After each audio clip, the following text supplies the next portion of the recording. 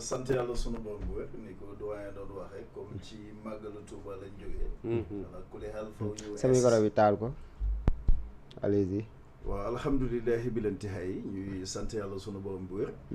gannaaw ci màggalu Touba lañ jógee. muy sant yàlla bu sëriñ bi woote. ñu sant la ko yàlla sunu borom azza wa jalla rabbul izzati jalla jalaaluhu wa azza kamaaluhu.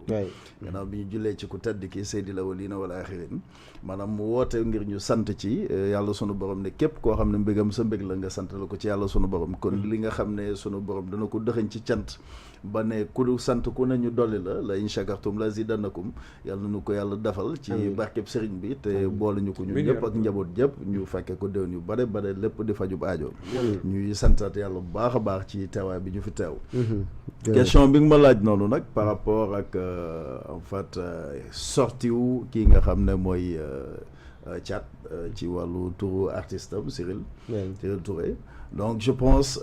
buñ ci accès man en ce qui me concerne je suis pas surpris ndax je pense que ku xam nit ki parce que doyen mu ngi koy wax dara quelqu'un peut se tromper quand même de bonne foi bu fekkee dafa trompé wu ci dans d'autres combats wala leneen ak leneen comme ñun ñëpp niñ ko mën a ni ñu mën a dalee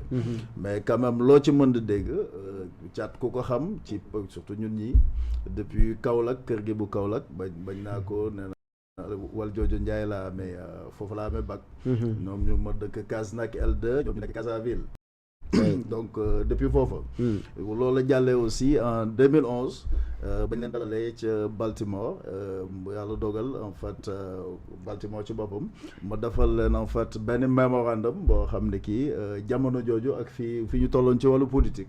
bañ ca noppee itam sunu borom dogal ñu ànd ba Washington plus ou moins dox ci biir ak foofu ba keroog ñuy dellu soit Union Station et am na benn lien bu ma la envoyé sànq sax boo ko exploité da nga ci gis nataal yooyu ainsi de suite donc connaissant l'homme la nga xam ne man moom laa xam ci moom donc mooy la nga xam ne ñun moom la ñu gëm parce que je pense que lii du caaxaan en fait quand on parle du panafricanisme quand on parle de l'Afrique quand on parle de li ñu bokk et au-delà de ça sax quand on parle du hip-hop parce que hip-hop ça signifie quoi c'est high infinite power healing our people loolu comme high infinite power healing our people la ñu wax donc boo ko andee moom la ñuy tekki ci wolof ne musique bu diglewul yeetawul ay naxaata la donc moom ci boppam li mu wax day lu wér loo xam ne kenn mënu cee dindi virgule la mu ca wax sax dama yaakaar ne am na leen lu des en résumé la ko wax tout simplement parce que mënoon na cee gën a épiloguer ainsi de suite taxawaay boobu nag nanu ko xamee woon démb ak barki démb mu di ci dox je pense que taxawaay boobu rek la féddali parce que am na loo xam ne moom la César doon wax rek ma bouche sera la bouche des malheurs qui n'ont point de bouche ma voix la liberté de celles qui s'affaissent au cachot du désespoir donc bu fekkee ne yow da nga jàpp ne justice ngay xeexal pour le rappeler ñun ñu ngi ci dans le cadre du mouvement pour la justice le patriotisme et la vérité donc bu ñu waxee justice ngay xeexal justice au sens propre du terme la justice doit être au service des hommes bu ñu yegsee à pareil moment am diggée yoo xam ne amoon na ci réew mi te jusqu'à présent quoi qu'on puisse dire safaan ba la nu gis parce que pour des gens yoo xam ne en fait surtout parlant de Ousmane il a vendu du vent et de la poussière aux Sénégalais wax ñu projet ba dara taxawu ca la ñu doon wax ay 4000 cadres am na dégg na ni nga effectivement du point de vue artistique expression bi ci am te loolu mooy li ci na ndax tey buñ ko waxoon tey au moins waroon nañoo mën a génne programme boo xam ne mën naa doxal réew mi mais durant tout ce temps là dara doxu fi tout est en fait stagné au sens propre du terme autorité boobu ñu doon wax ba Ousmane daan ko ne daanaka moo manqué ci réew mi autorité boobu aussi mu dellu si waat ci Samba kañ lay xëy c'est important parce que le président de la République bu loo ci mën da wax il est le dépositaire du pouvoir bi nga xam ne ki askanu Sénégal moo ko jox kon bu jëlee décret ne lii la loolu mu xalaat ne loolu la rawatina ba nga xam ne jàll na ci ak ñi nga xam ne mooy borom xam-xam ya ca war a jàll parce que je suis désolé mais au Sénégal ngay gis ñu jël nit ne la DG la wala PCA te ña koy approuvé mooy le président et le premier ministre des histoires comme ça mais loolu je pense c'est un manque de sérieux parce que tey moi je suis enseignant formateur en management et consultant en management stratégique juste pour dire nit tey bu ñu ko doon jël DG dafa am commission ad hoc bu war a taxaw bu xam du point de vue managérial nunu ko mën a entendre ba au moins ñu mën a xam ses niveaux compétences managériales en cas de crise lan mooy doon en fait réactivité au sens propre et loolu pareil pour président conseil d'administration yeneen ak yeneen donc bu dellu see tey mu dellu moom Thiat mu gis comme quoi que Samba kañ lay xëy muy benn manquement boo xam ne il va falloir que au-delà du président de la République, je parle à mon frère Bassirou Diomaye, il faudrait tout simplement qu'il assume la plénitude de la fonction présidentielle. On pense c'est tout. Sénégalais Bassirou Diomaye Faye la ñu fal na assumer loolu. Ñaar parlant de Ousmane Sonko parce que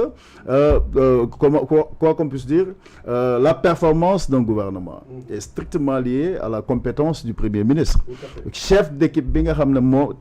war a jiite tout simplement le gouvernement. Du point de vue de la diplomatie, de la gouvernance au sens propre, la première force d'un gouvernement, c'est tout simplement la diplomatie. Ousmane, pratiquement, sur ce point, gis nañ ne fu ci bëri gàkk na dellu siwaat na ci caisse noire bi Ousmane na woon dafa araam waxati ko assemblée dellu siwaat na mosu ko wax ma di ko réitéré man Pape Latir ne ko nañu delloo moom caisse noire, d'autant plus que mu ngi ko doon reproché ñi fi nekkoon ainsi de suite ba ak yàlla na ko yàlla yërëm ñoom Tanor Dieng ak ñooñu di ko reproché Moustapha Niasse ak ñeneen ba tax di ko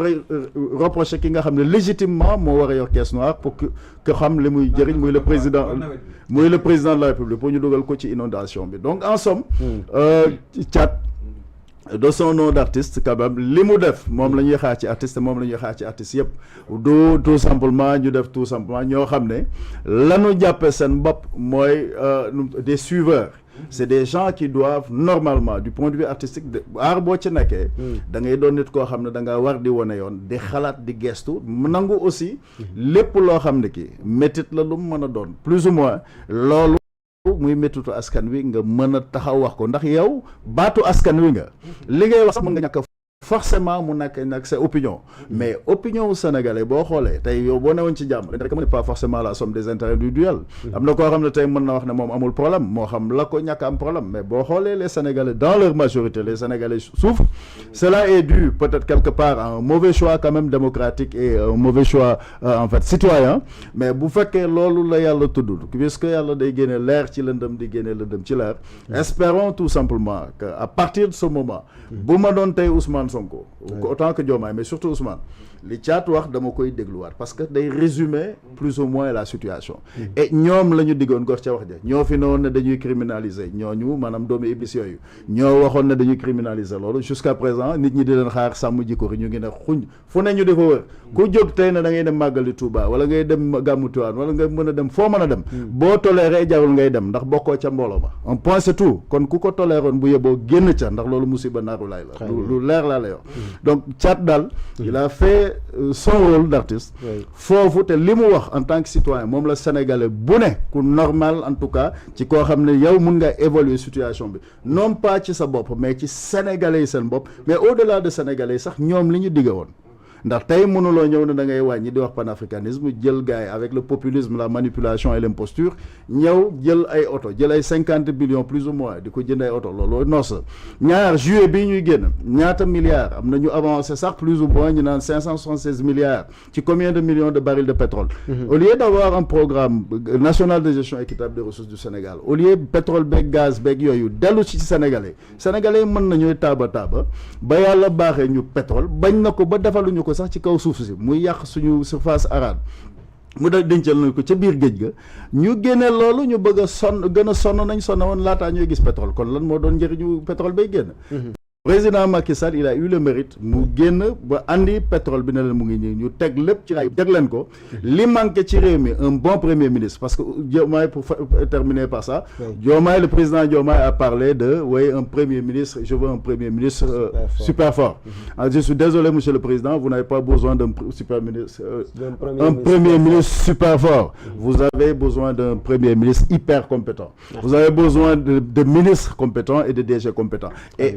je pense que il est temps ku bëgg sauver Sénégal pour le moment surtout du point de vue économique danañ dugg ci tool ndax Ousmane fonctionne dans l'illégalité totale parce que même son plan là est illégal parce que ça n'a pas été adopté par l'Assemblée nationale yi ki doon wax sax président légal ak illégitime ñu ciy profité ne loolu amu fi benn président moo fi légal moo fi légitime Bassirou Diomaye la tudd bu ñu yeggee 2029 bu ci àllandee ku Sénégalais yi fal ñoo xam ne ñoom ñoo ko fal mais en somme daal nañu daane loolu félicité Thiat te woo ñeneen ñi nga xam ne kii askan wi la ñuy waxal waxuñ la nga lekk ba suur ne dëgg bi kenn xiiful loolu gor du def loolu da ngay nemmeeku xool réew mi nga xam ñoo ko bokk ña doon laaj ne nañ leen ko jox bañ leen ko joxee tey rapport d'exécution budgétaire bëgg naa ci gis rapport d'exécution budgétaire des na si ñëwaat sax danañ ci ñëw bëgg naa ci gis dépense yi ñu def présidence lan moo ci wàññeeku primature nañu fa jëlee caisse noire Ousmane quoi dafa aram booba dafa aram tey dafa aram suba parce que moomu ko na ko delloo Sénégalais ñu dellu ko ci mbënd bi mais félicitations à Thiat donc jërëjëfate yu nu mbaara ko merci beaucoup mu ngi noonu en tout cas am na solo son bi moom bëri